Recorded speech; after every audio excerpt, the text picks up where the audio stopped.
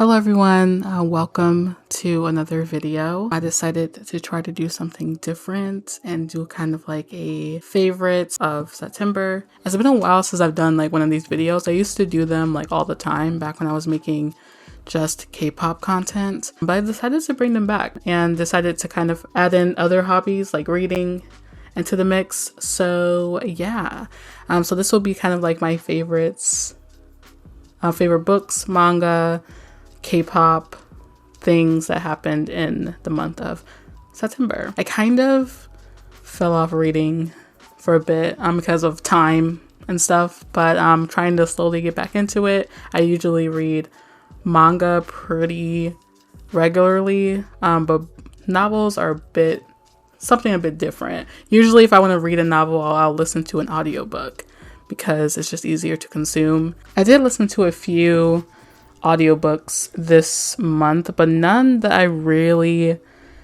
would say that I loved or even liked. Like they were okay. Like it was like a thing that you listen to like when you're bored at work, and then you don't really think too much of it later. So we're gonna jump right into the things that I actually had a good time reading this month.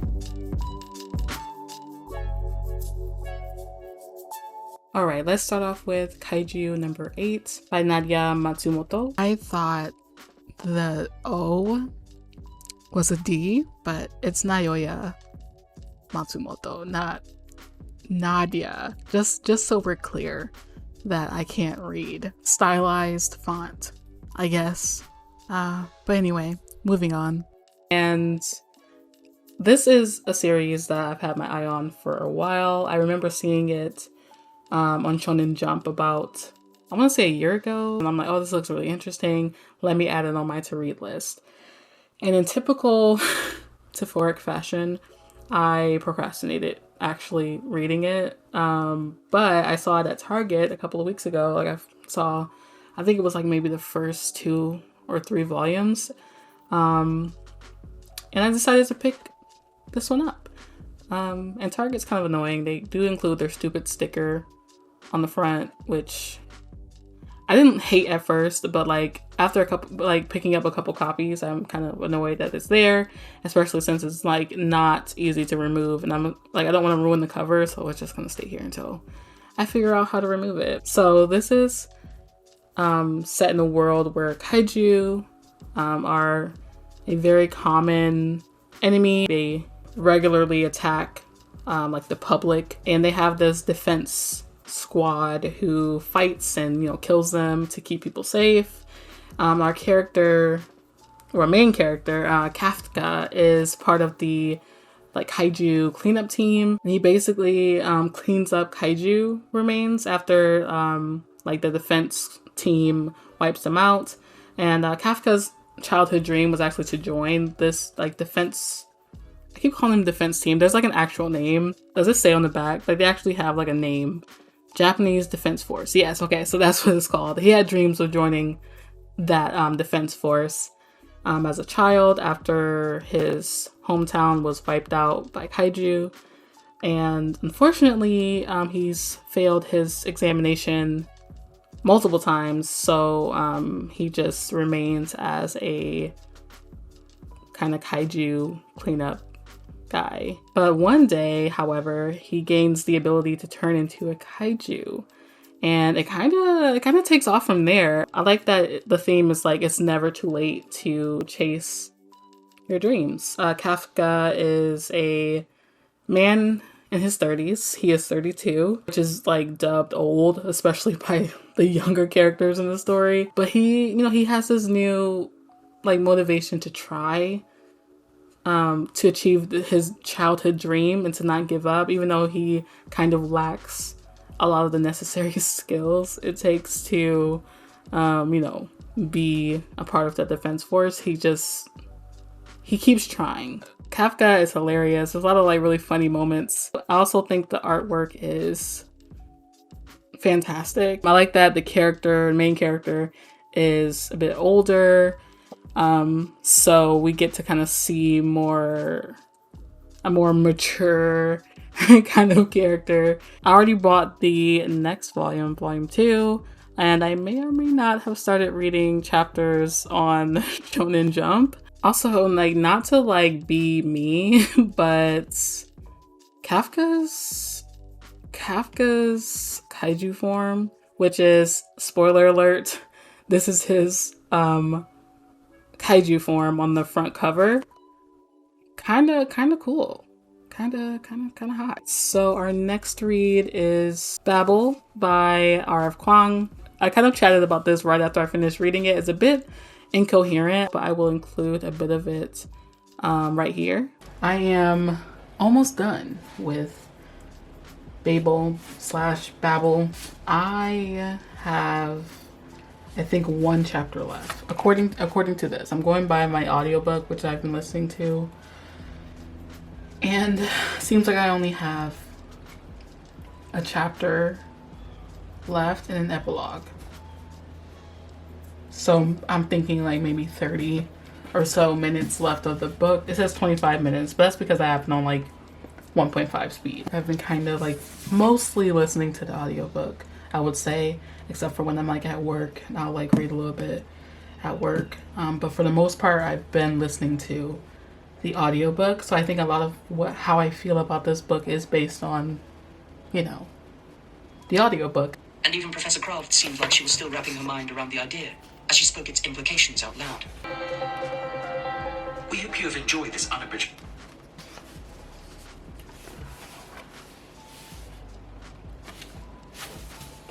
Okay, so that was Babel by R.F. Kuang. Just wrapped that up. But yeah, that was a lot. That little chapter. If, like, right now, my first thoughts, I would probably give it like a 4 out of 5 stars. I love the audiobook, so like I would recommend the audiobook. I think the narrator was fantastic. I wouldn't say it was like a fantasy. I feel like that's kind of a stretch. But I don't know what else to call it. I mean, I guess it could. It has like fantasy elements, but like it's just so small. It's not even like, it's not really like fleshed out. I don't think if you're going into this book thinking you're gonna get like some fantasy like historical situation, that's not what this is. I feel like it's more of like historical fiction, I think. But yeah, the fantasy is not what I would lead with. If you're like trying to like sell this book to someone who enjoys fantasy, this isn't it. But I feel like this is very typical R.F. Kuang. If you're familiar with the Poppy War, it's kind of similar in that they read exactly like research vomit. I personally find that very interesting, which is why I enjoyed the Poppy War. I didn't love it. Like, I feel like I enjoy R.F. Kuang. I feel like enjoy is a good word. I think a lot of people will find this a bit boring. Like I said, it does read lecture-y in some points, in some parts, most parts. Another critique is that, like, this book is set in the 1800s. The way Rebecca talks about race in this book, it's fine, I think, but I think because it's based in the 1800s in Britain, it doesn't make sense. Like, I feel like the way she's talking about it, it's too modern, I think.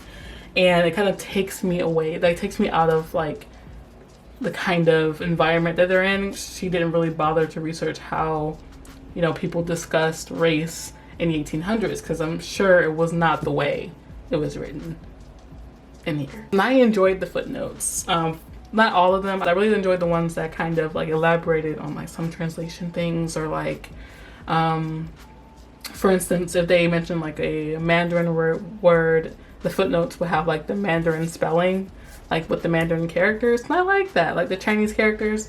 I thought that was cool. Like, and like that's an example of like a good way to use the footnotes. And then part of me thinks that like if you were gonna write like a character, like a black character, there's Antonine and there's Victoire, who is like in the main friendship group. So I'm like, I just felt like I like Victoire. I thought her character was very interesting, but I feel like a lot of times she was kind of brushed over by Letty, who is, you know, the white female character in the friendship group, and I feel like she was kind of brushed over a lot, or like she didn't really get as fleshed out. I don't know. Yeah, I just feel like I wanted more from Victoire, and almost came to a point where I was just like, why did you even write a black person? Anyway, I kind of am just talking a lot. Sorry if this isn't like coherent and I'm just like rambling, because I feel like I'm rambling. I feel like I'm not making any sense. I'm also getting very warm. I'm not sure what's happening. We had like cool weather like all week, and now it's hot.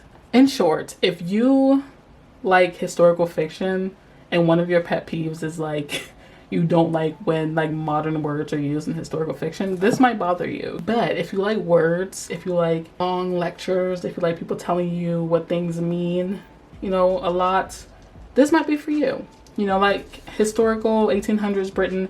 What is that? Is there a term for 1800s Britain? Definitely an academic book. Like, I guess dark academia could be a good term. I'm not really sure.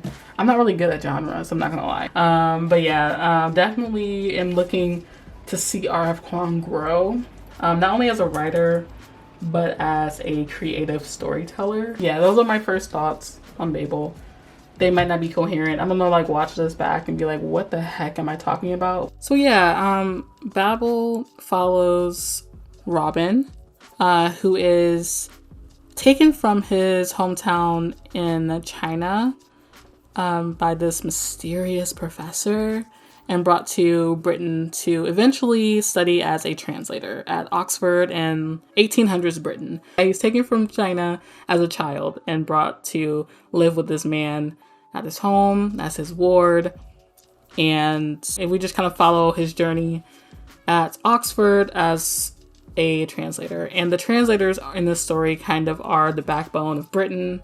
They have this type of magic system where the translators create kind of magic through words to build structures, to make things function better. Honestly, I'm glad I had that free credit on Audible, because otherwise I feel like if I didn't listen to it, it would have taken me so much longer to read it, because like the way my attention span is set up, like it would have taken me, like ages.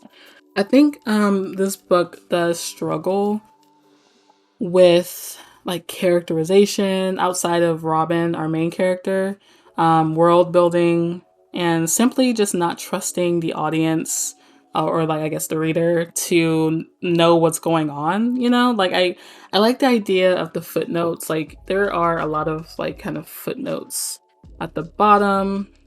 Like you got like a lot of footnotes at the bottom here. And I enjoyed those. Like I like the ones that, you know, kind of elaborated on language. I think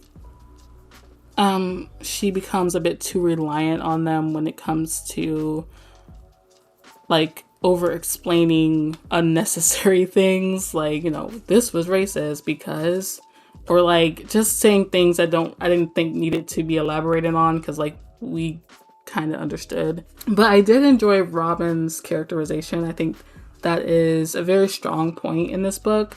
I think kind of like following Robin navigate his experience as a white passing Chinese person in this very white school set in 1800s, and like having him like kind of come to terms with identity or going through or processing grief. I think she really nailed it. I think she really nailed it with Robin. But yeah, overall though, I really enjoyed it. I think the ending wrapped up pretty nicely. This definitely isn't a book that I'm going to like reread over and over again, or like come back to. I think one time was kind of like enough. So finally, Yixing came out with a new song. I've been watching like the dance practice for Veil like every day. It's so good. The video is stunning. The song is good. Yixing looks so good. And this mini album has 3 other songs. So it's not a lot, unfortunately. I don't believe there is a physical release yet, so I don't have it to show. But definitely worth checking out. If you're unfamiliar with Yixing, by the way, he is a Chinese member of EXO, and he is also a very successful solo artist in China. So next we can talk about Two Baddies by NCT 127. I have the copy of the album here. I talked about previously how I love Two Baddies. I think Two Baddies is such a fun song. I really enjoyed it. But this album, it's not bad per se. Like, I wouldn't say bad, but it's definitely not my favorite NCT 127 release. There's one song on here to me that just stands out, and it's one song that I like better than Two Baddies, and it is Crash Landing.